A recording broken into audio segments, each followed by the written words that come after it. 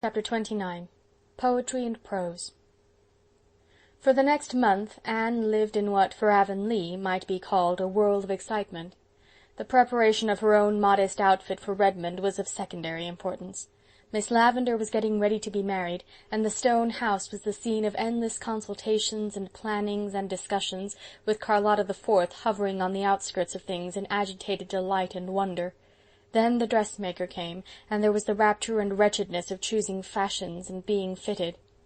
Anne and Diana spent half their time at Echo Lodge, and there were nights when Anne could not sleep for wondering whether she had done right in advising Miss Lavendar to select brown rather than navy blue for her travelling dress, and to have her grey silk made princess. Everybody concerned in Miss Lavendar's story was very happy. Paul Irving rushed to Green Gables to talk the news over with Anne as soon as his father had told him. "I knew I could trust father to pick me out a nice little second mother," he said proudly.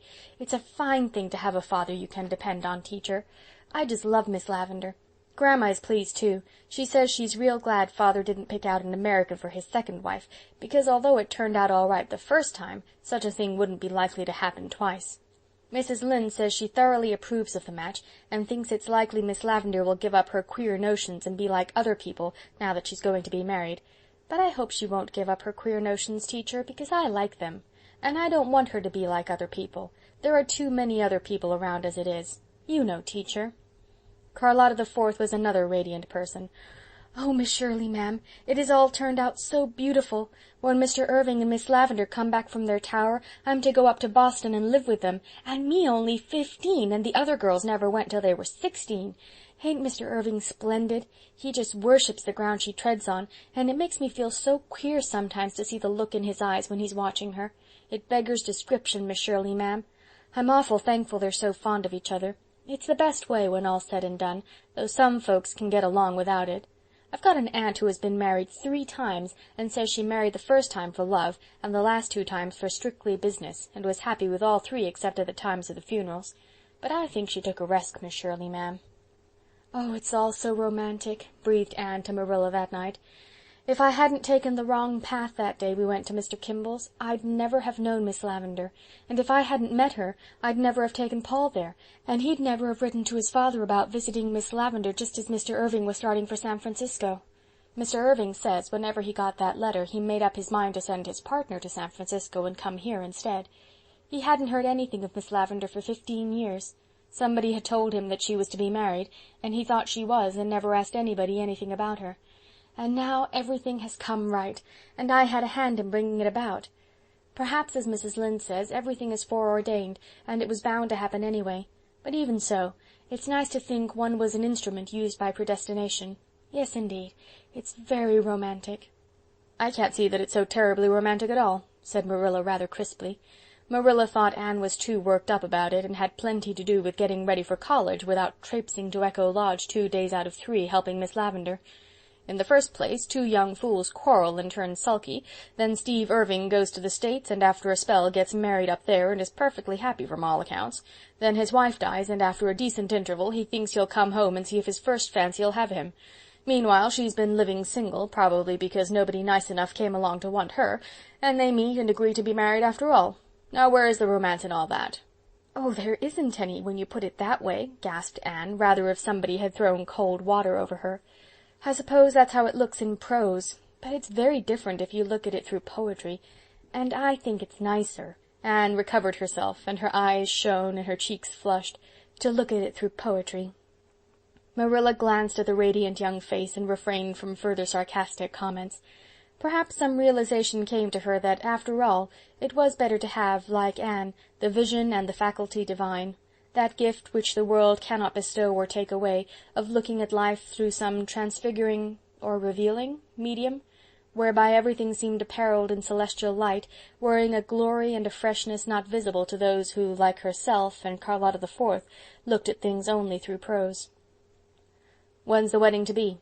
she asked after a pause. "The last Wednesday in August. They are to be married in the garden under the honeysuckle trellis, the very spot where Mr. Irving proposed to her 25 years ago.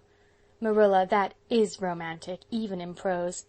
There's to be nobody there except Mrs. Irving and Paul and Gilbert and Diana and I, and Miss Lavendar's cousins, and they will leave on the 6 o'clock train for a trip to the Pacific coast. When they come back in the fall, Paul and Carlotta the Fourth are to go up to Boston to live with them. But Echo Lodge is to be left just as it is, only of course they'll sell the hens and cow and board up the windows, and every summer they're coming down to live in it. I'm so glad. It would have hurt me dreadfully next winter at Redmond to think of that dear stone house all stripped and deserted, with empty rooms, or far worse still, with other people living in it. But I can think of it now, just as I've always seen it, waiting happily for the summer to bring life and laughter back to it again. There was more romance in the world than that which had fallen to the share of the middle-aged lovers of the stone house. Anne stumbled suddenly on it one evening when she went over to Orchard Slope by the woodcut, and came out into the Barry garden. Diana Barry and Fred Wright were standing together under the big willow. Diana was leaning against the grey trunk, her lashes cast down on very crimson cheeks. One hand was held by Fred, who stood with his face bent toward her, stammering something in low, earnest tones. There were no other people in the world except their two selves at that magic moment, so neither of them saw Anne, who, after one dazed glance of comprehension, turned and sped noiselessly back through the spruce wood, never stopping till she gained her own gable room, where she sat breathlessly down by her window and tried to collect her scattered wits.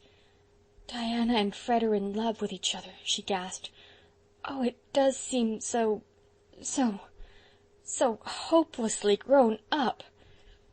Anne of late had not been without her suspicions that Diana was proving false to the melancholy, Byronic hero of her early dreams, but as things seen are mightier than things heard, or suspected, the realization that it was actually so came to her with almost the shock of perfect surprise. This was succeeded by a queer little lonely feeling, as if, somehow, Diana had gone forward into a new world, shutting a gate behind her, leaving Anne on the outside. "Things are changing so fast it almost frightens me," Anne thought a little sadly. "And I'm afraid that this can't help making some difference between Diana and me. I'm sure I can't tell her all my secrets after this. She might tell Fred. And what can she see in Fred? He's very nice and jolly, but he's just Fred Wright. It is always a very puzzling question. What can somebody see in somebody else? But how fortunate after all that it is so. For if everybody saw alike, well, in that case, as the old Indian said, everybody would want my squaw. It was plain that Diana did see something in Fred Wright, however Anne's eyes might be holden. Diana came to Green Gables the next evening, a pensive, shy young lady, and told Anne the whole story in the dusky seclusion of the east gable. Both girls cried and kissed and laughed. "I'm so happy," said Diana, "but it does seem ridiculous to think of me being engaged." "What is it really like to be engaged?" asked Anne curiously. "Well, that all depends on who you're engaged to," answered Diana, with that maddening air of superior wisdom always assumed by those who are engaged over those who are not. "It's perfectly lovely to be engaged to Fred, but I think it would be simply horrid to be engaged to anyone else." "There's not much comfort for the rest of us in that, seeing that there is only one Fred," laughed Anne. "Oh, Anne, you don't understand," said Diana in vexation. "I didn't mean that. It's so hard to explain. Never mind, you'll understand sometime when your own turn comes." "Bless you, dearest of Dianas, I understand now. What is an imagination for, if not to enable you to peep at life through other people's eyes? You must be my bridesmaid, you know, Anne. Promise me that, wherever you may be when I'm married." "I'll come from the ends of the earth, if necessary," promised Anne solemnly.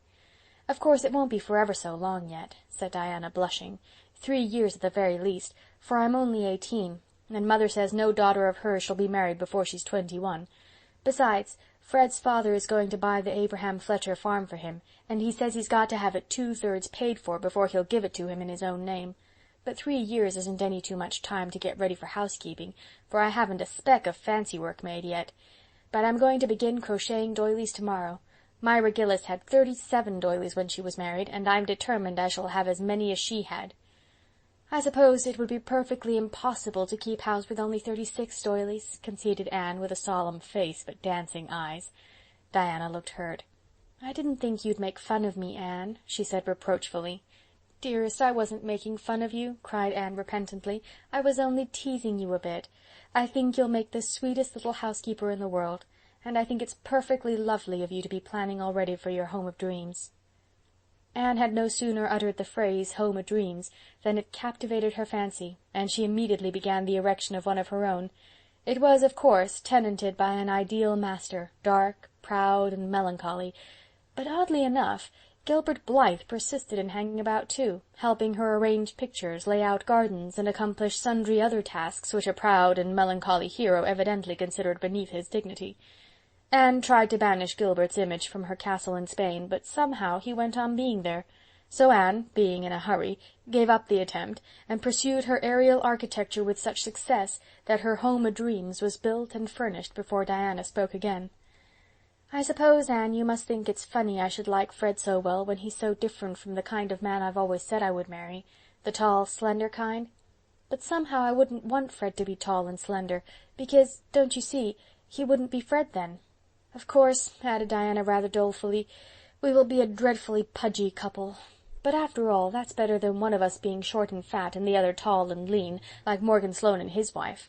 Mrs. Lynde says it always makes her think of the long and the short of it when she sees them together." "Well," said Anne to herself that night, as she brushed her hair before her gilt-framed mirror, "I am glad Diana is so happy and satisfied, but when my turn comes, if it ever does, I do hope there'll be something a little more thrilling about it. But then, Diana thought so too once. I've heard her say time and again she'd never get engaged in any poky, commonplace way. He'd have to do something splendid to win her. But she has changed. Perhaps I'll change too. But I won't, and I'm determined I won't. Oh, I think these engagements are dreadfully unsettling things when they happen to your intimate friends." Chapter 29